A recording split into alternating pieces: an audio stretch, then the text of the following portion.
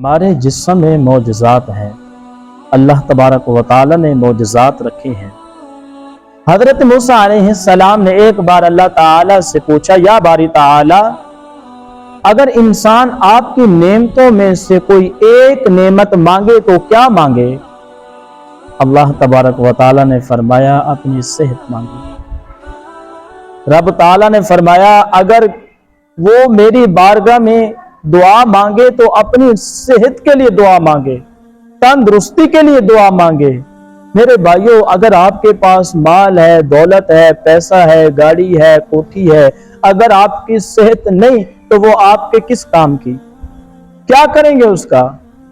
بھائیوں، جب بھی رب کی بارگاہ میں دعا کیا کریں تو پہلے اپنی صحت مانگا کریں، پھر دوسری چیزیں بھی اللہ تبارک و تعالی عطا کرتا ہے۔ کروڑوں لاکھوں اللہ تبارک و تعالی نے ہمیں نعمتوں سے نوازا ہے۔ ہر نعمت پر اللہ تبارک و تعالی کا شکر بجا لانا چاہیے۔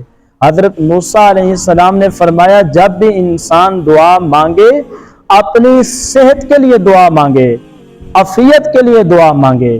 میرے بھائیوں، میرے محبوب کا فرمان سنیں، آباد رہے وہ شخص جو میری حدیث دوسروں تک پہنچائے۔